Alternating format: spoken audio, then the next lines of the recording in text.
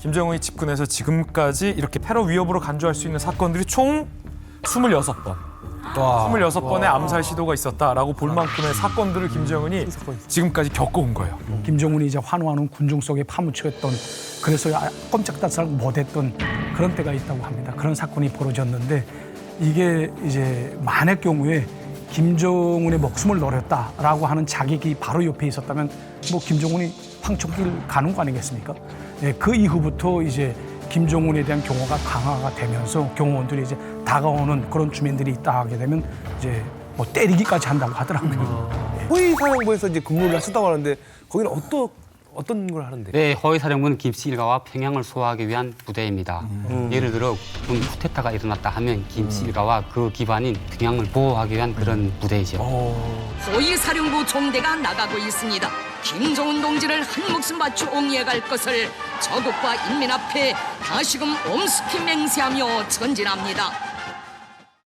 혹연 이제 김정은이 그 평양시라든가 이런 행사가 있을 때 허위사령부가 차출돼가지고 네, 그 경호도 서기도 하고, 제가 근무 섰던 데는 특각이라고 김일성이 윤희상 작가에게 준 윤희상 각이라고 있습니다. 윤희상 각이요? 네, 윤희상 각이라고 우리가 일명 부르는데 윤희상 각에서 제가 근무를 섰습니다.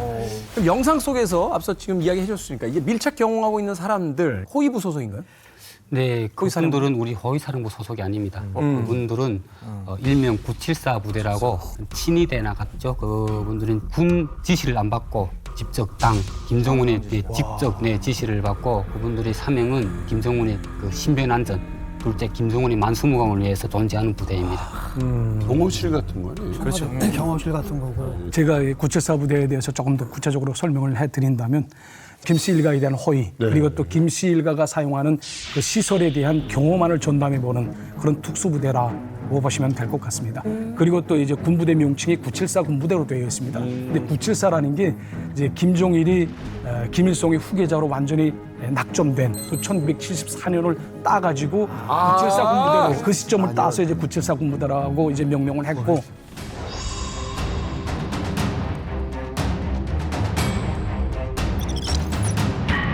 와, 몸 자체가 방패니까. 키 큰 애들 다 어디 갔나 되네, 저기가.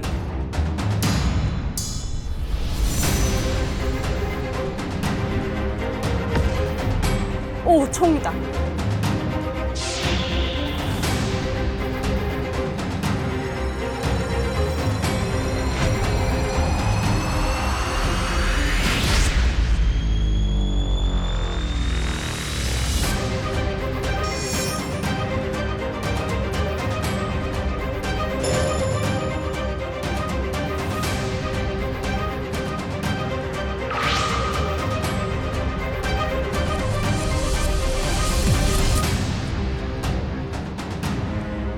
열두 명. 야, 언제 셌어, 또. 1시부터 12시 방향을 다 본다는 거예요.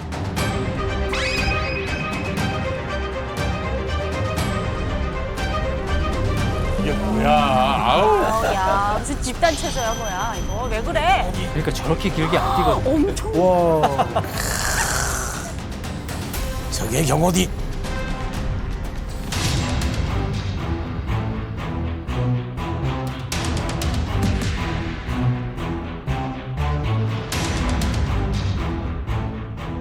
배혐오.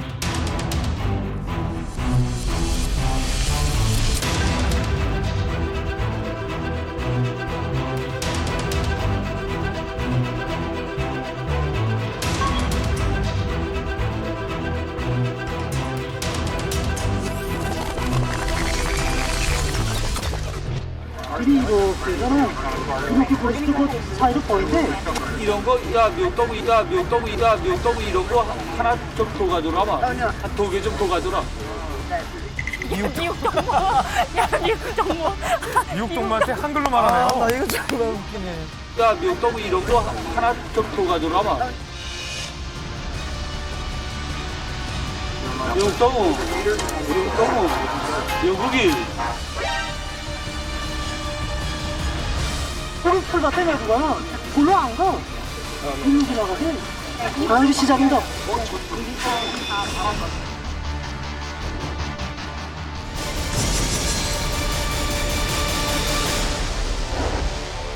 뭔가 이 포스가 좀 남다른 것 같기도 하고 아니 전부 키도 크고 뭐가 좀 머리도 좀 깍두기 머리 깍두기라니. 이렇게 딱 무서운 느낌이 좀 있는데 일부러 저런 사람들만 뽑는 건가요? 일단은 경호원들은 어떻게 보면 인간 방패잖아요. 덩치가 크고 키가 클수록 커버할 수 있는 범위가 더 넓어지거든요. 그러니까 간단한 예로 이걸 보시면 돼요. 조선 왕들 왕 입장에서 봤을 때 왕의 최측근 경호원이 누구였을까요? 누구였을까? 허위무사. 허위무사. 내시. 내시예요. 내시들이요. 근데 우리가 내시라고 하면 선입견이 전하 이걸 알고 있잖아요. 이런 증거 없어요, 솔직히. 그러니까 조선의 내시들은 평균적으로 덩치들이 컸어요. 왜냐하면 내시 시험이 있었거든요. 왜냐하면 왕 바로 옆에 붙어있는 최측근이 내시잖아요. 제일 먼저 보는 시험이 뭐냐면 왕과 똑같은 몸무게의 무게에 쌀가마니를 들고 뛰는 시험을 봐요. 유사시에 바로 옆에 있는 왕을 업고 뛰어야 되니까. 그래가지고 왕이든지 어떤 지도자의 최측근은 일단 피지컬이 기본적으로 돼야지 방어를 할 수가 있어요. 왕이 김정만 하면 어떡하고 그러니까 그래도 이렇게 저 덩치를 누가 들고 뛸 수 있지? 140을 살좀 빼라요. 들고 뛸 수 있습니까? 있습니다. 지금 우리 짭정은 약간 진짜 김정은보다는 약간 더 비대하지만 실제 김정은 봐봐요. 유사시에 그 김정은을 들고 뛸 정도면 일단은 힘이 좋아야 돼. 김정은보다 10kg를 현씨 좀 이상합니다. 은근히 한 방씩 매워. 하다가 매워. 짚고 넘어가자. 김정은이 140kg인데 짭정은 몇 킬로예요? 그것도 이상하네. 여기도 매겨. 야, 업이야 나오냐? 맞습니다. 실제로 김정은 옆에 득호위하는 974 부대원들은 키 180에 몸무게 80kg 이상이 돼야 하고 전체 974 부대에서 5년 이상 군무 태도나 충성심이 높은가에 따라 가지고 김정은 옆에 갑니다. 김정은 옆에는 아무나 못 가는 거죠. 974 부대원들 같은 경우에는 총을 차고 다니거든요. 그런데 생각해보세요. 김정은 바로 옆에서 총을 갖고 있다? 어느 순간에도 마음이 바뀌면 굉장히 위험한 거 아니겠습니까? 그런데도 그걸 허용을 해줬다라는 것은 김정은이 얼마나 974 부대를 신임하는지를 보여주는 거고요.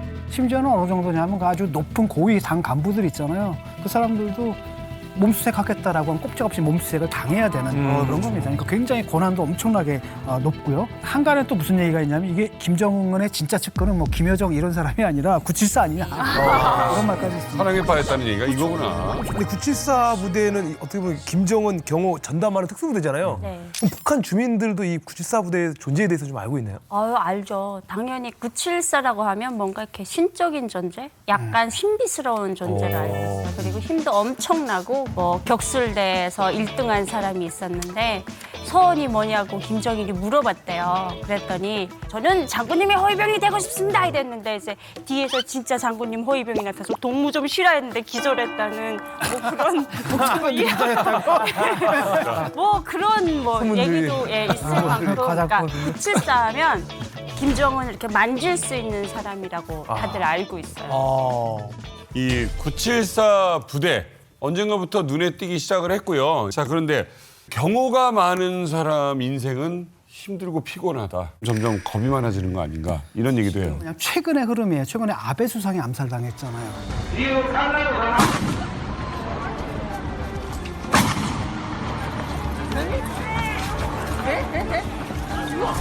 그리고 얼마 전에 또 기시다 수상에 대한 그 테러 위협이 있었고 또 하나는 뭐냐면 올해 5월에 슬로바키아 총리가 또 피습방에서 중상을 입었다. 거의 죽다가 살아난 일이 있었거든요. 그리고 얼마 전에 또 누가 있었습니까? 트럼프 암살 사건이 있었잖아요.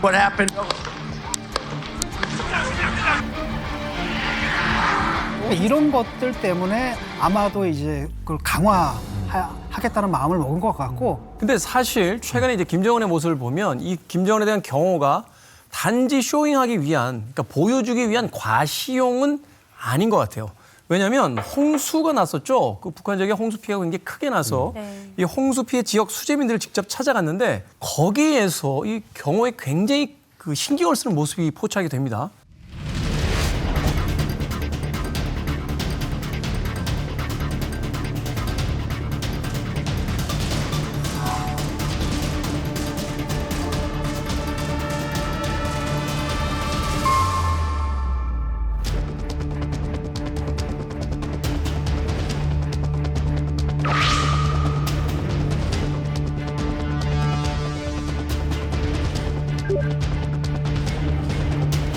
위로하기 위해서 찾아간 거잖아요. 그리고 일반 시민들이란 말이에요. 그런데 이 경호에 굉장히 그 신경을 쓰고 이 시민들의 접근에 굉장히 민감한 반응들을 보입니다.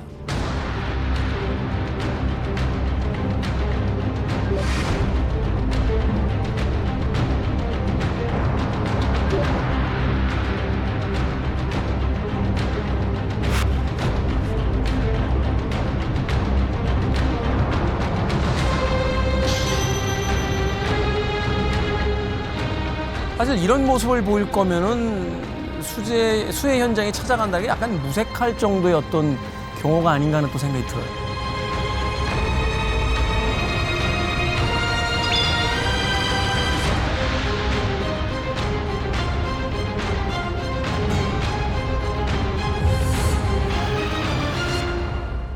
확실히 무서워하는 분위기네요. 제가 알기로는 2013년부터 14년 사이에 김정은이 이제 환호하는 군중 속에 파묻혔던 그래서 꼼짝달싹 못했던 그런 때가 있다고 합니다. 그런 사건이 벌어졌는데 이게 이제 만약 경우에 김정은의 목숨을 노렸다라고 하는 자객이 바로 옆에 있었다면 뭐 김정은이 황천길 가는 거 아니겠습니까?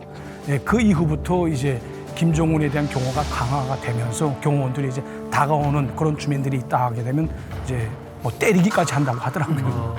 그러면 이게 막연하게 김준 기자 이게 겁이 많아서만은 아닌 것 같아요. 예. 김정은에게 사건들이 몇 번 있었어요. 네. 2012년에 김정은이 이제 본격적으로 권력을 잡고 유경원을 김정은이 현지 시찰했어요. 근데 거기에서 장전된 기관총이 발견됐었어요. 그리고 김정은 집권하고 3년 뒤 2015년 김정은이 시찰 예정인 비행장에서 폭발, 의문의 미상의 폭발 사고가 있었어요. 그게 김정은 집권 3년 차. 우리 전문가들이 분석을 했는데 김정은이 집권해서 지금까지 이렇게 테러 위협으로 간주할 수 있는 사건들이 총 26번. 26번의 암살 시도가 있었다라고 볼 만큼의 사건들을 김정은이 지금까지 겪어온 거예요. 그렇기 때문에 실질적으로 김정은이 자신의 신변에 대한 불안감을 굉장히 걱정하고 있는 것만큼은 사실이에요. 그래서 이제 김정은이 자신을 지키는 이제 974 부대에 엄청난 또 특권을 줬다고 하는데 도대체 얼마나 대단한 특권이길래 엄청난 걸 준 건가요? 네, 제가 친한 형이었어요. 그 형이 974 부대에 다녔었는데 네. 그분이 대학 때 소를 잡아먹었어요, 친구들하고. 북한에는 소를 잡아먹으면 사람을 죽인 것처럼 대합니다. 예. 그랬는데 소를 잡아먹으면 최하 5년입니다.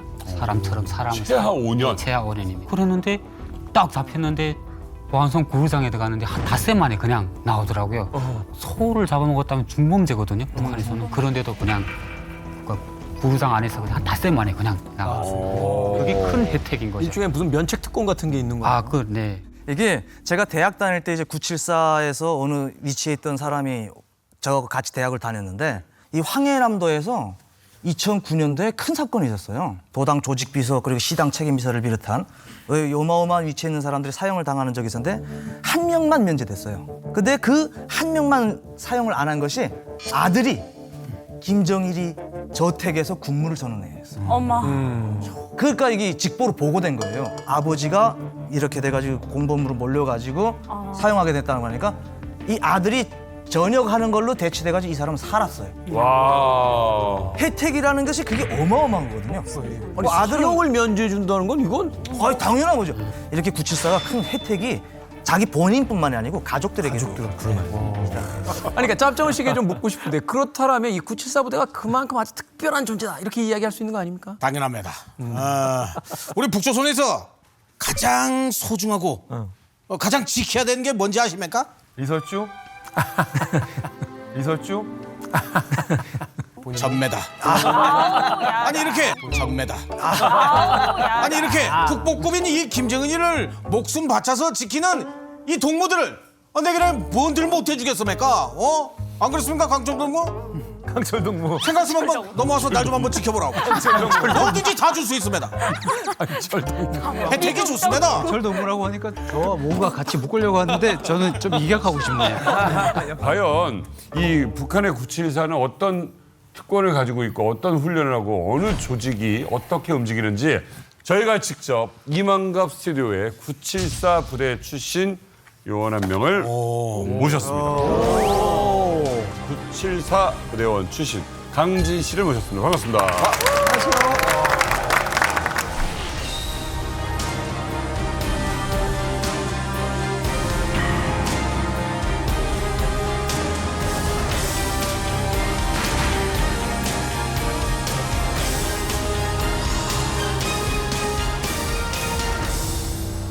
아니 아까 저희가 이게 봤던 그 영상에서는 974 부대 하면 뭔가 좀 깍두기 머리 좀 덩치고 막 190 정도 되고 이렇게 된 줄 알았는데 오셨는데 사실 조금 많으신 것 같거든요.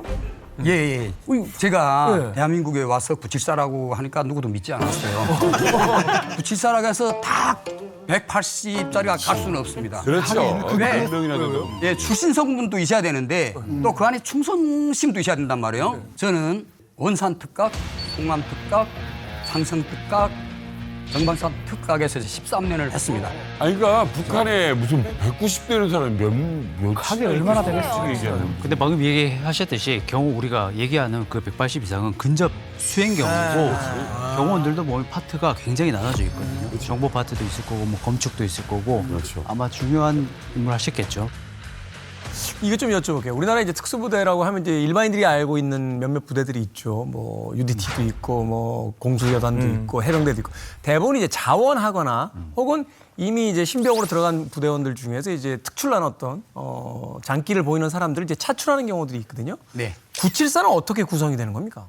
어릴 때 이제 중학교 4학년입니다. 15살 때부터 이제 옥가라고 해가지고 광주학년의 옥가가 이제 그 시군 부위까지 다 나가 있습니다. 거기 이제 학교 돌면서 제일 먼저 키를 큰 학생들부터 뽑아요. 그 연병장에다 이제 모여놓고 이제 키 큰 순서를 다 긁어 모읍니다. 그래서 거기서 이제 한 학교에서 뭐 한 10명을 모았으면 그 학교별로 그 모으면 그 숫자가 어마어마합니다. 거기서 야 너 출신이 어떻고 성분이 어떻고 이렇게 하게 되면 뚝뚝뚝 떨어져 나가요. 그래서 3년 동안 이제 그 신원조회를 쭉 이제 그동안 합니다. 그러면 거기서 떨궈내까리는데 되는데 이제 출신 성분, 키, 체력, 뭐 충성심 이런 걸 다 따지면 마지막에 그 정말 가는 사람이 아마 100대 1은 된다고 저는 생각합니다.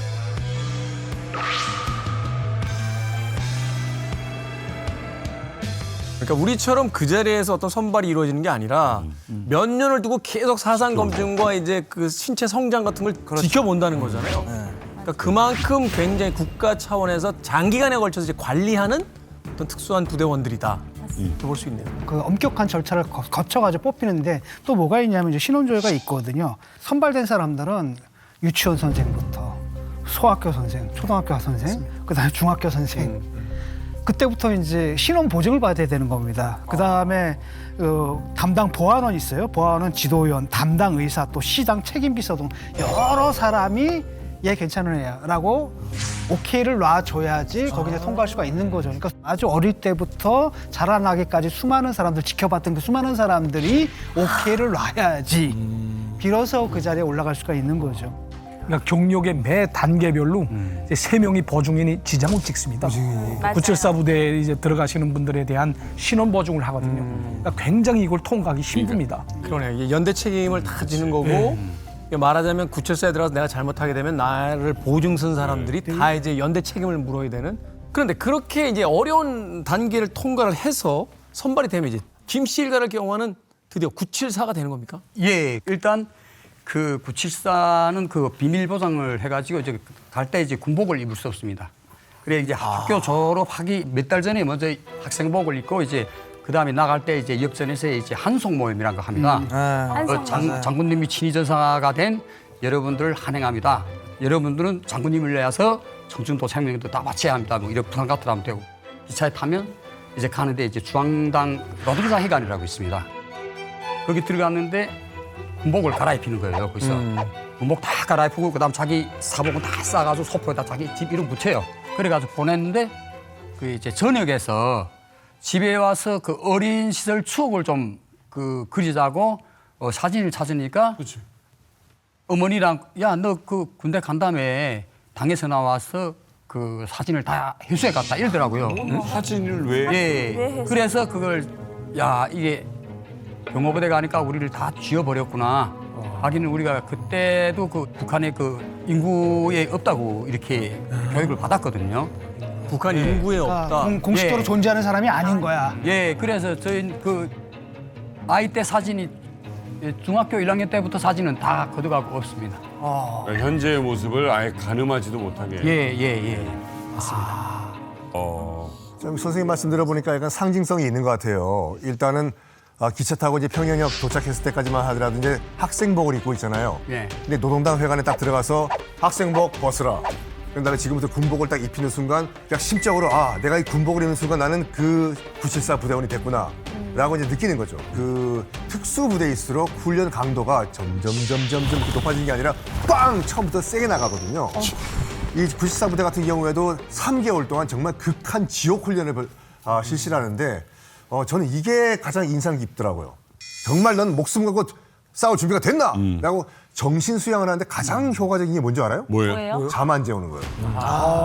고문인데, 고문인데. 안 돼. 3개월 동안 잠 안 재우고 근무 경계 세우고 정말 지옥 훈련을 시작했다고 하죠. 우리나라에도 그 훈련을 해요. 그렇죠. 잠 안 재우. 예. 해병대 훈련 중에 가장 악명 높은 그 훈련 중에 하나 바로 그 3일인가요? 이틀인가 3일 동안 잠 안 재우고 계속 훈련시키는 과정이. 일단 특수부대 자체가 일단 특수화 임무를 하게 되면은 일단 뭐 체력이든 뭐 정신력이든 이런 멘탈 훈련을 정말 많이 해야 되니까요.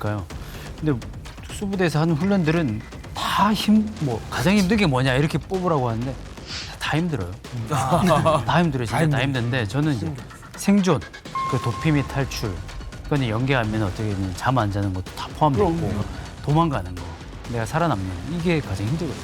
우리가 제일 먼저 이제 시민훈련소에 딱 들어가면 훈련이든 정치상학이든 뭐 정신력이든 훈련이든 내 몸은 내 몸이 아니고 장군님 몸이다 이렇게 생각하고 이제 들어가거든요. 근데 훈련하다 보면은 뭐 특공무술이나 뭐 기계체조나 이런 것들은 다 이게 딱 규정이 돼서 그럭저럭 배우면 다 해요. 그런데 가장 힘들었던 게 봐서 이게 총 쏘는 사격 훈련이에요. 그런데 가장 힘들었던 게 봐서 이게 총 쏘는 사격 훈련이에요.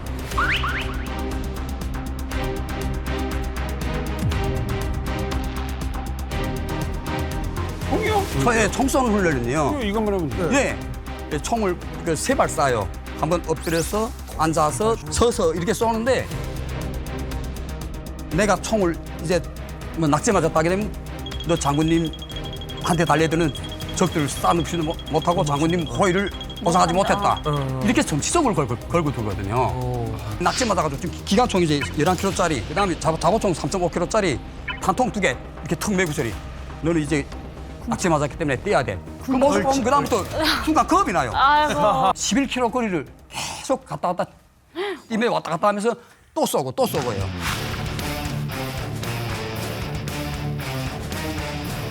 네, 그런 과정인데 그래서 뛰면서도 자요. 사람도 이제처럼 너무 피곤하니까 뛰면서 이렇게 하면서 자요.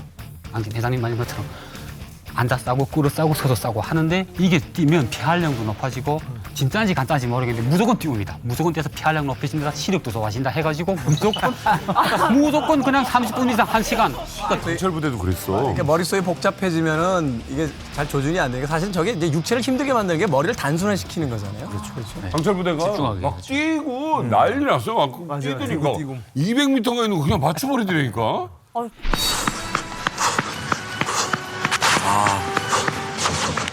와. 이동규 스승. 오, 이렇게 바로 쏜다고? 너무 빨리 쏘지 않았어요?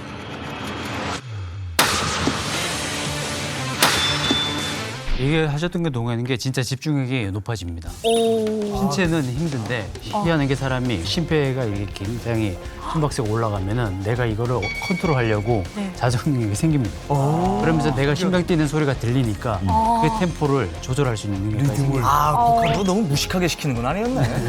선생님이 지금 굉장히 좀 힘들게 얘기를 하셨는데 좀 이런 말하기 그렇지만 경호원들한테는 필요 없는 사격술이거든요. 필요한 사격은 소총보다는 정확하게 빨리 내가 빨리 조준해 속사. 빠르게 대처하고 이 회피할 수 있는 그런 사격술을 조금 업그레이드 하는데 언제 경호원이 엎드려서 쏘고 나도 앉았어. 쏘고 나 움직이면서 쏴본 적이 없어. 강진 씨 같은 경우는 이제 또 그 외곽에서 또 이제 부대마다 다 다릅니다. 이자처럼 이제 딱 특공 경호원들 있잖아요. 만약에 다 권총 다 차고 있거든요. 권총 차고 있는데 이 권총 뽑는 이 훈련을 계속 해야 돼. 지갑을 이거 뽑는 거 엄청 세게 하고 우리는 뭐 중무장으로 이제 연습을 해야 되니까 또 중무장을 하는 거 있고 예 부류마다 다 훈련이 다 서로 다릅니다. 그 특수부대를 이제 지망했던 사람들 중에 다 합격이 되는 게 아니잖아요. 이 미국에서 특수부대원들 중에 가장 유명한 부대가 이제 네이비실이니까 이 네이비실 그 막사에 가면 중앙에 종이 있습니다. 저 종이 뭔가 하면 훈련을 너무 힘들게 시키니까 죽을 것 같거든요. 그러니까 여기서 나갈 수 있다 너희들. 저 종을 쳐라. 그러면 내보내줘요. 부대에서. 훈련을 받다 너무 힘들면 울면서 가서 그 종을 치고 나가요. 퇴사하는 거예요. 그 종을 치면 나 이제 나가겠다. 깨끗하게 나가게. 깨끗하게 나가게 해주거든요. 그러니까 사실은 이런 것들이 굉장히 그 중도에 탈락하는 것만큼 실제로 그 원하는 부대원이 되는 건 쉽지 않다라는 것들인데 인생 종쳤다고 하잖아.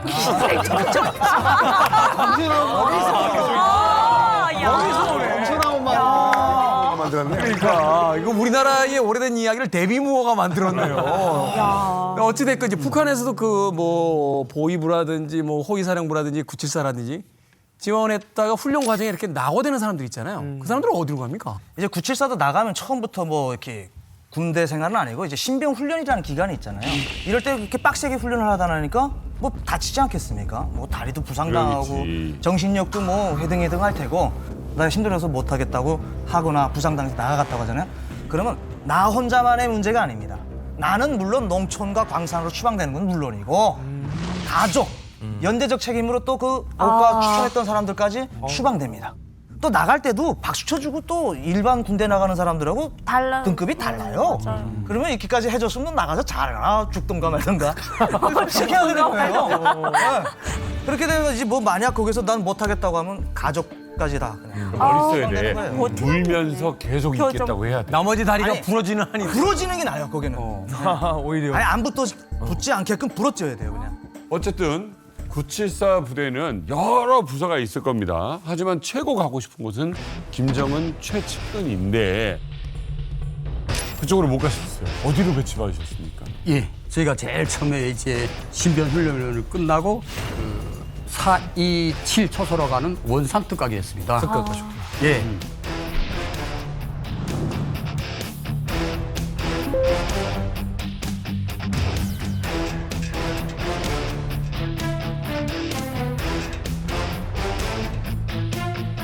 갔는데 갑자기 군복을 이제 해군복을 다 바깥 입히더라고요. 그래, 이거 뭐지? 이거 바닷가인데 우리 장군님이 전사들인데 이거 어떻게 해군복을 입을 수 있어? 사람들 삐졌단 말이에요. 그러니까 그 정치도원 그 신입생들 그 들어오면 열렬히 축하합니다 하면서 나와서 이야기하는데 우리는 보이사 비밀을 해가지고 이 바닷가이기 때문에 해군 부대로 우리가 가상해야 된다. 위장술이구나. 제일 처음에 원산 특각 이건 뭐 전용 집이고. 그다음 신선 특각이라니 그 이제 그 온탕 이제 모욕을 하는 곳이란 말이에요. 거기하고 그다음에 송암 특각, 참성 특각 네 가지가 있었어요. 죄송하지만 예. 되게 중요한 부대로 생각했는데 온천 지키고 그걸 어떻게 받아들여야 되지? 왜냐면 거기 장군님만 오시는 곳이니까. 예, 그렇죠. 장군님하고 장군님 가족들이 가는데 여기 온천이 너무 좋아가지고 그 딱 일가 가족들만 거기 갑니다. 제가 그래서 강진 선생님이 어디 974 파트에서 근무했는지 974의 조직도를 제가 해보았거든요. 크게 김정은 가까이에서 호위하는 아까 깍두기들. 정민 씨가 깍두기라고 했던 분들이 6처 직속 부대입니다. 그런데 6처 말고 974는 또 55과와 16과로 나눠집니다. 55과는 평양시의 주요 시설을 지키는 부대예요. 그리고 평양 내에 최고 존엄과 일가가 떴을 때 그들을 경호하는 역할을 55과가 갖고 있는데 우리 강진 선생님 같은 경우에는 이 55과가 아니라 이제 16과 지방부대에 소속돼서 특각이라는 게 쉽게 말해서 김정은 일가, 김정일 일가만 놀러 갈 수 있는 지방 별장들이에요. 그래서 그 별장을 지키는 일종의 호위 역할을 했던 게 이제 16과에 소속돼 있었던 거죠. 특각이라는 게 아까 김진 기자님 말씀하신 것처럼 김정은과 그 일가를 위한 별장이거든요. 그러니까 쉽게 말하면. 근데 이제 김정은이 측군 간부들을 불러가지고 이제 파티를 하겠다라고 할 때에도 이 특각을 이용합니다. 그래서 이제 북한 전역에 놀려져 있는 특각이 한 30개 이상이라고 하더라고요. 근데 이게 왜 나오면 저의 아버지가 김일성을 호위했던 1호위부에 있었거든요. 그렇기 때문에 이제 김일성의 동선을 보게 되면 한여름에는 저기 백두산 밑에 있는 삼지연 특각에 갑니다. 그리고 또 이제 가을이 되게 되면 묘양산 특각에 내려오거든요. 그리고 또 이제 초겨울쯤 되게 되면 평양으로 다시 내려옵니다. 그리고 또 이제 겨울에는 저 따뜻한 항해남도 달천 같은 데 가서 이제 온천 치료를 또 합니다. 예, 이런 식으로 쭉 돌거든요. 그러니까 북한 전역의 경치 좋은 곳 명소들에는 이 특각이 다 있습니다. 최근에 김정은이 이 특각에서 이 초우와 유람선을 타고 휴가를 즐기다는 뉴스를 좀 봤거든요. 아니 요트 탄다는 건 하루 이틀 된 얘기는 아니잖아요, 사실. 아니 짭정은 씨, 아니 이 수해 입은 주민들이 지금 고생하고 계시는데 이렇게 좀 휴가를 즐기셔도 됩니까? 정신 똑바로 아닙니다. 차려요 진짜. 내래 사실 이번에 물 나리고 난 뒤에 잠 한숨 제대로 자본 적이 없습니다. 이 구해 보트를 타면서 야 이러다가 홍수가 또 난리 나면은 우리 인민들을 어떻게 구하나 이 걱정이 끊임없이 날타날 때 그렇지 우리 특각에는 요트를 이용해서 인민들을 구하면 되겠구나. 그때 내가 아이디어가 생각나서 특각에 가서 이게 구할 수 있을까 없을까 확인하고 있던 찰나에 찍힌 거지. 절대 놀고 있을 때 사진이 아닙니다. 마스터님 총 있습니까? 독하게 북한식으로 한번 맞아도 싼 얘기네. 네. 아니 이분들이 다 특수교육 받으신 영화 안 보셨어요? 조닉 연필 한 접씩 다 했잖아요. 그럼 끝나요.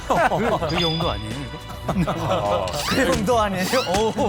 사실 유람선은 있다는 건 알지만 이게 얼마 전 사진이라고요? 그럼요. 이번에 김정은 일가가 호화 유람선을 탔다는 그 특각이 바로 우리가 위성 사진에서 봤지만 그 유명한 원산 특각. 원산. 네. 데니스 로드먼 농구 선수가 김정은이랑 친하잖아요.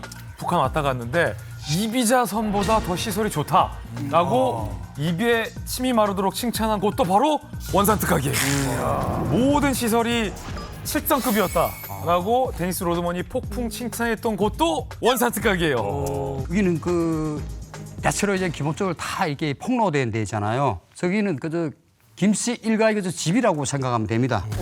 그래 이제 아침에 이제 시간이 다 정해졌어요. 경마 타는 시간, 그다음에 이제 배를 타는 시간. 한데 그때 이제 아이들이 한 5살부터 한 뭐 17살 이런 아이들이 나와서 놀았는데 그때는 그 담당 지도사들이 다 붙어가지고 유람선을 타고 나갑니다. 근데 대체로 그 유람선이 뜰 때는 김정일이 아니면 부인이라든가 이런 사람들이 타고 나가고 나머지는 이제 수상스키를 많이 타요.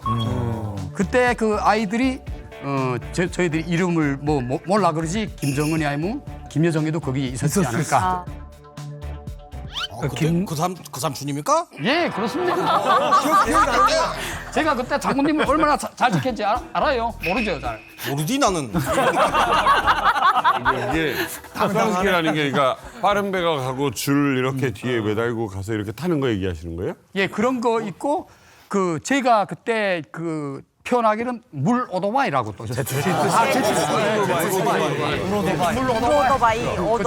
물 오토바이가 여기 하루 일과에 다 정해져 있습니다. 김정은이 어렸을 때까지만 해도 할아버지 김일성이 불우한 자식이었거든요. 엄마인 고영이를 놓고 보게 되면 사실 김정일의 종실 부인이 아니거든요. 그러니까 이걸 숨겨야 되니까 아무래도 원산 특각에서 이제 김정일이 고영이와 그리고 김정은 그리고 김여정, 김정철 이렇게 그 자기 자식들을 아마 여기에 감추어 두고 아마 생활하게끔 했던 것 같아요. 근데 이제 자기네끼리만 생활하게 되면 좀 힘드니까 좀 고독하니까 이제 고영이 동생이 고용숙이라고 있습니다. 그 고용숙이 자식이 한 3명인가가 돼요. 그리고 또 고영이 위에 오빠가 있는데 고동훈이라고 그 사람이 또 있기 때문에 그 사람 자식이 또 있을 겁니다. 그러니까 아마 고영이와 그 형제들의 자식들이 아마 거기서 같이 놀았을 수 있는 그런 가능성이 큽니다. 근데 거기서 본 애들 중에 그 김정일의 아들, 딸들이 있을 수 있다는 거잖아요. 네. 그러니까 만약에 뭐 잘못을 하더라도 괜히 말 한마디 잘못했다가 숙청당할 수도 있는 거고 한마디면 좀 조심해야 될 것 같은데 그 아이들한테도. 네, 맞습니다. 그래가지고 특각 구무선 사람들은 교육이 따로 있습니다.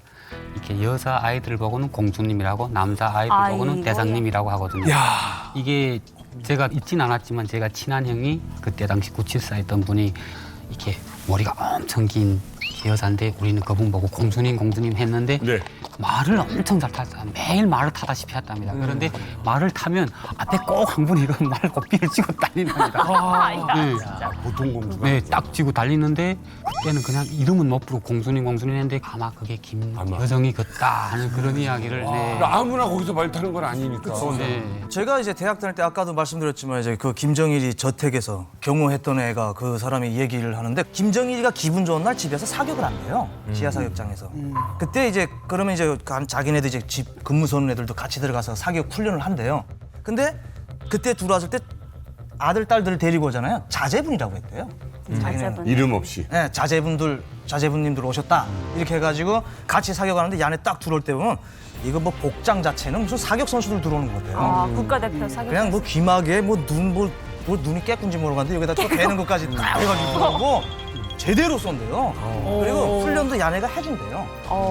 그리고 여기서 이제 처음에 들어온 초보 이게 집사지 뭐가 내가 뭐 말이 붙일사지 안에 집사들은 처음에 떨어가지고 못 맞춘대요. 너무 떨려가지고. 아 옆에서 김정일이 보고 있고 막 있고 같이 보니까 김정일이가 술 딱 먹으면서 술 한잔 따르면서 아직 심장이 약하구만. 그래서 날 지키겠어? 그리고 쭉 마시고 쏘라고 하고서 30점 맞으면 표창 주고 표창에 사진 찍는 거래요.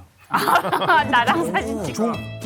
어마어마한 거잖아요. 사진 찍는 그 단독 사진에는 북한 전역에 나가서 김정일이 장군님하고 단독 사진 둘이서 찍었다? 아유 걸리지 않습니다. 절대 어디 가서. 근데 이제 그 사건 때문에 나오다 나니까 그 자제분들하고 찍었다는 그 사진은 안 주고 김정일이하고 찍은 것만 주고. 에이 치사하게. 너절하죠 뭐? 그래도 그 김정일이랑 찍은 사진이면 이게 무슨 뭐 그냥 풀패스잖아. 단둘이서 찍은 거는 특종의 특종이죠. 그거. 집에 이제 같이 단 둘이서 찍은 사진이 이제 집에 있다라고 하게 되면 비사회주의 그룹파가 들어와서 이제 USB라든가 뭐 이런 걸 이제 남선 드라마가 있다라고 정보를 듣고 이제 집을 급습하지 않습니까? 이럴 때 사진 축 보고 단 둘이서 찍은 사진이 있다게 되면 바로 나갑니다. 안녕히 계세요. 큰일 나요. 그거 합성 사진 안 돼요 혹시? 아이 그 총살대응 하려고 또. 무슨 김정일하고 찍은 합성 사진을 갖다 고르면 당장 총살이 있어. 저희 아버지도 1952년부터 95년까지 43년을 김일성을 경호했거든요. 근데 마지막에야 단둘이 사진을 찍었는데 김일성이하고 그러니까 백두산에 올라가서 이제 김일성이 너희들 나 때문에 정말 오랫동안 수고 많았는데 나하고 같이 둘이서 기념사진 찍자. 그래서 말년에 그 말년에 그제서야 한번 찍었습니다. 그 사진이 뭐라고? 말년에 찍고 그걸 이제 집에다 갑옷처럼 걸어놓게 되면 들어오는 모든 족수들이 보고 이거 안 되겠구나 하고 쭉 나가죠.